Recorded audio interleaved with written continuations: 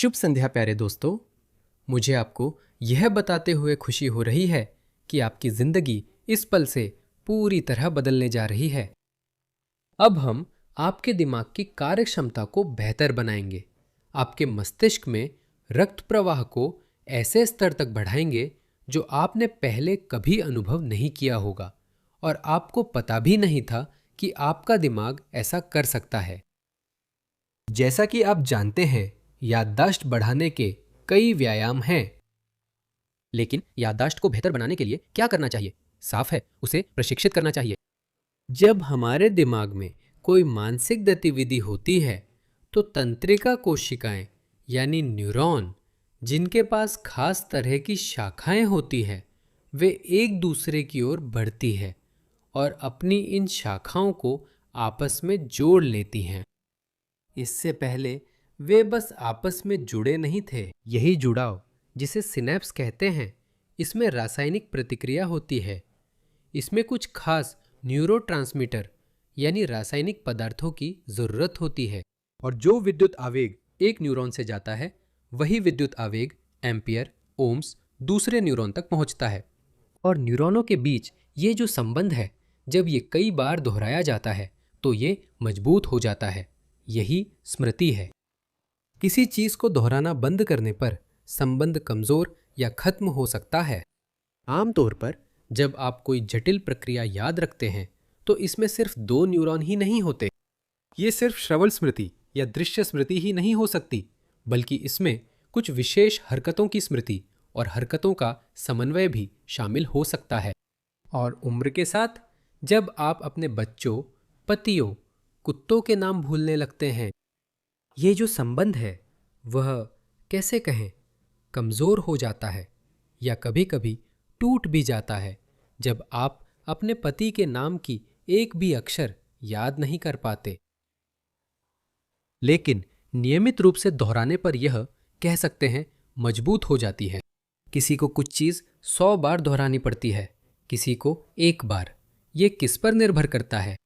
ये इस पर निर्भर करता है कि ये तंत्रिका संबंध कितनी जल्दी बनते हैं और ये कितनी बार, कितनी जल्दी मजबूत हो जाते हैं। इसके अलावा एक और चीज है जिसे हम ध्यानशीलता कहते हैं। यह किसी विशेष प्रक्रिया पर ध्यान केंद्रित बनाए रखने की क्षमता है। जैसे उदाहरण के लिए, आप में से कोई है ना, यह वीडियो कितनी देर से चल रहा है? 3 या 2 मिनट। कोई तो पहले ही खो गया है, किसी खास शब्द पर अपने ख्यालों में चला गया है। ध्यान केंद्रित करना क्या होता है? जैसे आप उदाहरण के लिए पढ़ रहे हैं, आंखों के सामने अक्षर चलते हैं पर मतलब नहीं समझ आता और दोबारा पढ़ना पड़ता है। खैर, ये आपको तो पता नहीं होगा, अब तो कोई भी कुछ पढ़ता ही नहीं है। मान लीजिए आप ये वीडियो देख रहे हैं, कुछ सुना, पति का नाम सुना और याद करने लगे, और फिर जो आगे कहा गया वो सब सुनाई नहीं दिया। मतलब ध्यान वो क्षमता है जिससे आप चल रही प्रक्रिया पर ध्यान टिकाए रखते हैं, अपनी ही सोच में नहीं भटकते। मांसपेशियों पर नहीं, विचारों पर। मांसपेशियों पर तो आप थोड़ा ध्यान भटका सकते हैं, मैं कहना चाहता था उनसे थोड़ा खेल सकते हैं। खेलना नहीं, थोड़ा तनाव दे सकते हैं। और अब हमें इसके साथ क्या करना चाहिए?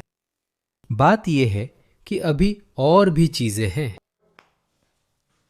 एक शर्त है जिसके तहत ये पूरा प्रक्रिया और भी अनुकूल रूप से होगी। यह प्रक्रिया मस्तिष्क में रक्त प्रवाह से जुड़ी है।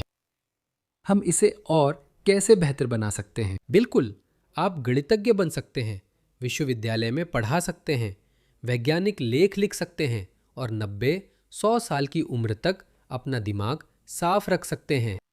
वैसे इसका जीवन काल पर भी असर पड़ता है। अगर आपका दिमाग लगातार कुछ समस्याओं को हल करने में लगा रहता है तो उसे ये नए नए संबंध बनाने पड़ते हैं, कुछ नया सीखना पड़ता है। बिल्कुल, इसके लिए आप कोई नई भाषा सीख सकते हैं, अनजानी भाषा में साहित्य पढ़ सकते हैं। लेकिन ये सब करने के लिए इच्छा शक्ति चाहिए होती है। दिमाग में रक्त संचार सुधारने का एक और तरीका भी है। ये मांसपेशियों के कार्य से जुड़ा है, जैसा हम जानते हैं। मांसपेशियों में भी रक्त संचार और तंत्रिका आपूर्ति होती है।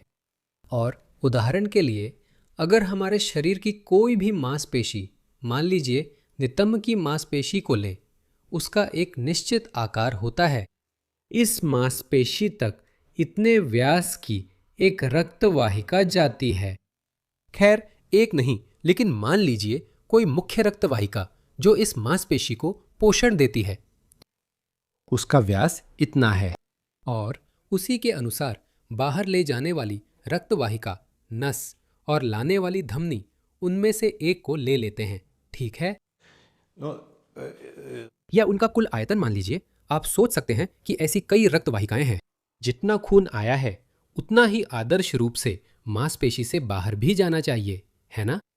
हमारी बाहर जाने वाली नसों में भी इतनी ही मात्रा होती है, ताकि आने जाने वाला खून बराबर रहे। मांसपेशी काम करती है, उसमें खून भर जाता है। जब जरूरत होती है तो खून से भर जाती है, जब जरूरत नहीं होती तो जैसे पिचक जाती है, फिर जरूरत के समय दोबारा भर जाती है। अपने काम के दौरान अगर हमारी मांसपेशी का आकार ऐसा है, हाँ, तो उसी के अनुसार वे रक्तवाहिकाएं जो मांसपेशी तक जाती हैं, या उन रक्तवाहिकाओं का कुल क्षेत्रफल, वह बहुत बड़ा होता है। अब सोचिए, ऐसी रक्तवाहिका मांसपेशी तक पहुंचती है, यानी मांसपेशी जितनी अधिक सक्रिय होती है उससे उतना ही अधिक खून चाहिए होता है, और उसी के अनुसार जो रक्त ले जाने वाली नसें हैं वे भी इसके अनुसार खुद को ढाल लेती हैं। इस तरह, जैसा कि ज्ञात है, हमारा सिर हमारे शरीर के बाकी हिस्सों से सीधा संबंध रखता है, गर्दन के माध्यम से, गर्दन के हिस्से से। हाँ, रीढ़ की हड्डी कह सकते हैं। वैसे गर्दन ही एकमात्र चीज है जो हमारे सिर को बाकी शरीर से जोड़ती है। क्या आपने इस पर कभी सोचा है? और कोई संबंध नहीं है। और उसी हिसाब से वे रक्तवाहिकाएं पूरे सिर को न सिर्फ मस्तिष्क बल्कि इंद्रियों को भी रक्त पहुंचाती हैं, जिनकी स्थिति भी असल में याददाश्त और सामान्य जीवन क्रियाओं पर असर डालती है। ये सब गर्दन से होकर गुजरता है। सारी रक्तवाहिकाएं गुजरती हैं। मुख्य रक्तवाहिकाएं, कैरोटिड धमनी, सामान्य कैरोटिड धमनी जो बाह्य और आंतरिक शाखाओं में बढ़ जाती है, और कशेरुका धमनी जो गर्दन के रीढ़ की हड्डी के चैनल के अंदर से होकर गुजरती है, सीधे कशेरुकाओं के अनुप्रस्थ प्रवर्धों के अंदर के छिद्रों में। साथ ही शाखाएं भी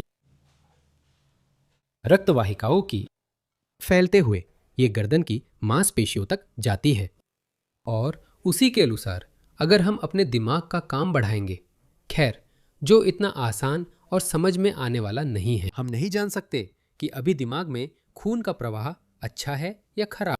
वो मानसिक गतिविधि जिसे हम अभी अनुभव कर रहे हैं, क्या वह दिमाग की कसरत करवाती है या नहीं, जैसे कि क्रॉसवर्ड हल करना उदाहरण के लिए। लेकिन गर्दन की मांसपेशियों पर एक खास तरीके से असर डालकर हम निश्चित रूप से जान सकते हैं कि उस समय खून का प्रवाह बेहतर हो रहा है। सिर्फ गर्दन की मांसपेशियों तक ही नहीं, बल्कि खुद मस्तिष्क तक भी।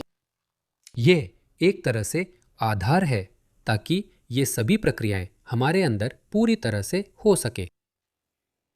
साथ ही रक्त का बहाव भी बेहतर होगा, क्योंकि अक्सर ऐसा होता है कि रक्त का प्रवाह और उसका वापस जाना मेल नहीं खाते।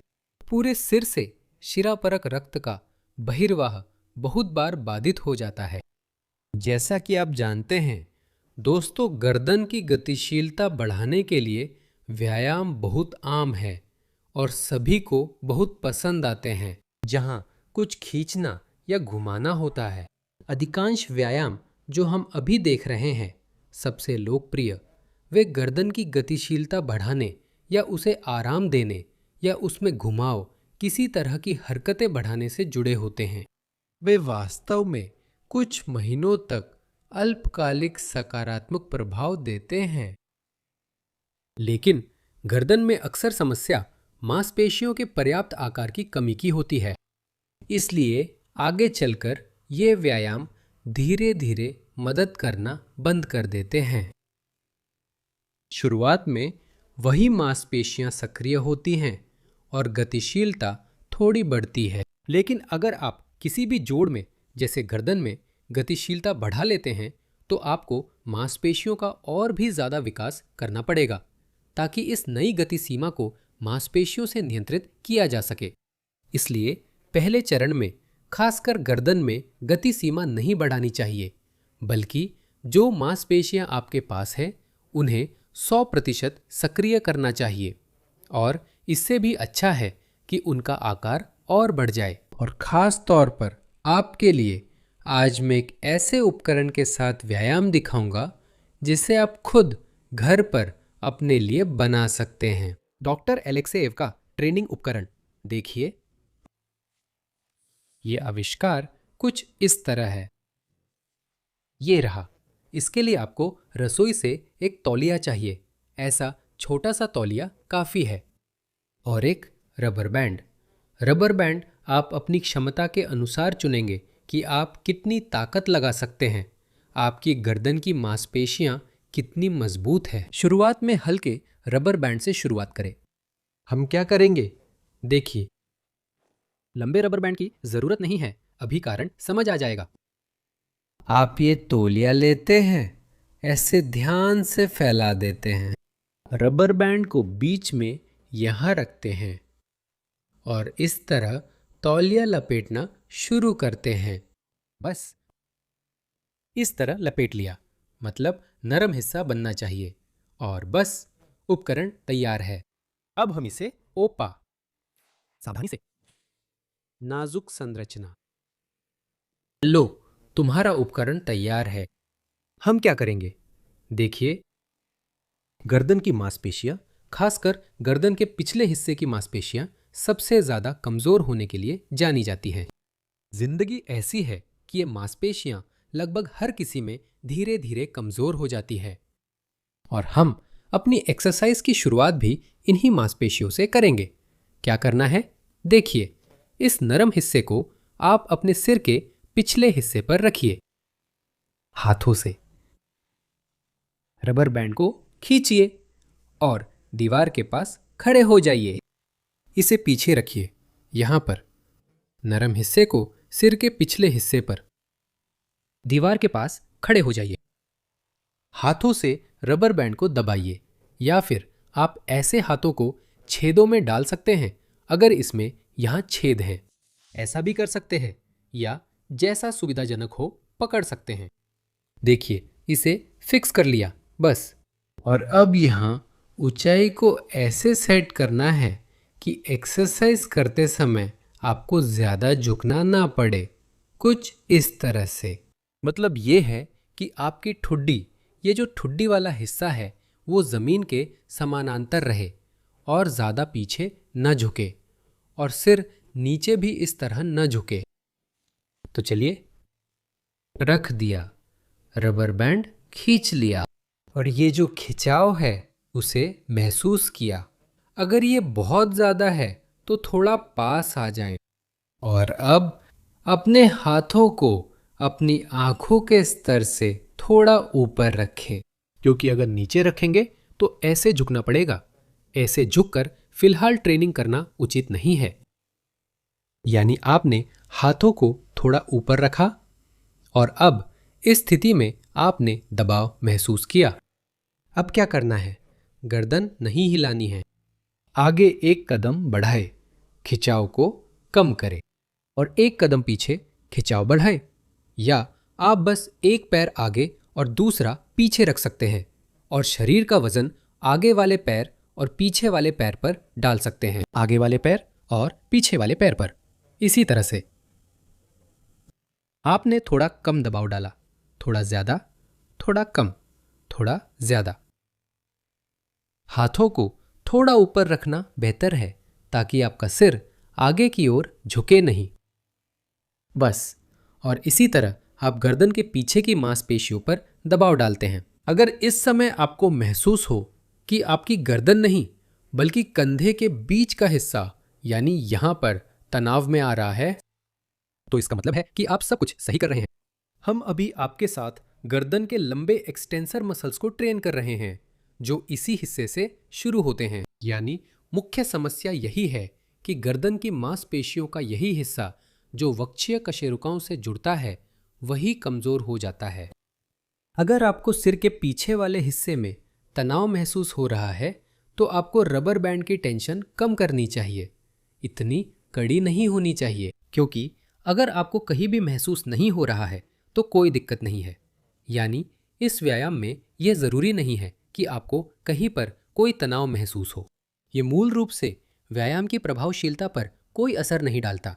बस अगर कहीं पर ज़्यादा तनाव महसूस हो रहा है तो दोहराव की संख्या कम कर दे, या तो दोहराव कम करे या फिर हल्की रेजिस्टेंस बैंड का इस्तेमाल करें। एक बार फिर देखें, इसे इस तरह से रखें। यहाँ आप हाथों को थोड़ा चौड़ा रख सकते हैं या थोड़ा पास भी रख सकते हैं, जैसे आपको आरामदायक लगे। यह इस पर निर्भर करता है कि आपके पास मूवमेंट करने के लिए जगह है या नहीं। बस कर लिया। इधर उधर इधर उधर। कैसे इसे और मुश्किल बना सकते हैं?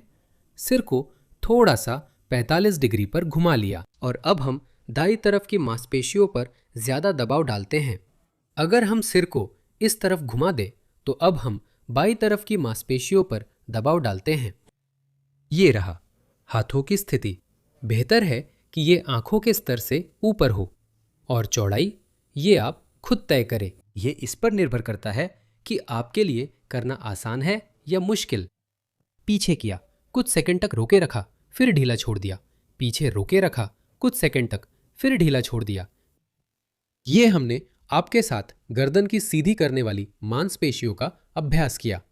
ये गर्दन के पीछे की लंबी सीधी करने वाली मांसपेशियां होती हैं। अब बगल की मांसपेशियों के लिए ठीक इसी तरह अब हम रबर बैंड यानी अलेक्सियो का ट्रेनर आपके सिर के बगल वाले हिस्से पर लगाते हैं।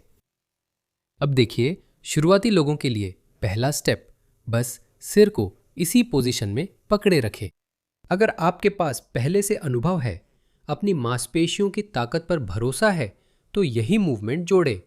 थोड़ा और पास आ जाए, दूर जाए, यानी पास आए, दूर जाएं। यह भी बेहतर है कि रबर बैंड को आंखों की लाइन से थोड़ा ऊपर फिक्स करें। पास आए, फिर साइड में चले गए। दूसरी तरफ से इसे भी फिक्स कर लिया और अब हमने पास में मूवमेंट किया, फिर दूर में, पास में, दूर में। रबर बैंड बहुत टाइट नहीं होना चाहिए, खासकर शुरुआती ट्रेनिंग में। ऐसा हो कि गर्दन की मांसपेशियों पर ज्यादा दबाव ना पड़े। इस तरह हमने गर्दन को सीधा करने वाली पिछली मांसपेशियों पर जोर डाला और साइड की मांसपेशियों पर भी। इसमें स्टर्नोक्लेडोमास्टोइड मांसपेशियां भी शामिल होती हैं। तो दोस्तों, क्या आपने महसूस किया कि नया ताज़ा खून आपके मस्तिष्क तक पहुंचने लगा है और साफ और स्पष्ट विचार फिर से आपके दिमाग में लौट आए हैं, जैसे पुराने समय में आते थे? अब फिर से आपका दिमाग साफ है, याददाश्त तेज है और अच्छा मूड हमेशा आपके साथ रहेगा। अगर फिर से उदासी महसूस हो तो इस अभ्यास पर वापस लौटे और फिर से तरोताज़ा हो जाए। इसे रोजाना करना जरूरी नहीं है, सप्ताह में 2 या 3 बार करना ही काफी है, क्योंकि ऐसी मेहनत के बाद मांसपेशियों को ठीक होने का समय चाहिए। और बेहतर होगा कि सही मात्रा में मेहनत करें। मांसपेशियों पर एकदम से ज्यादा बोझ डालने की जरूरत नहीं है। हल्की रेजिस्टेंस बैंड से शुरू करें, फिर धीरे धीरे मेहनत बढ़ाएं। अपने अनुभव भी कमेंट्स में शेयर कर सकते हैं कि आपको कितना फर्क महसूस हुआ। सुधार। अगले कार्यक्रम में फिर मिलेंगे।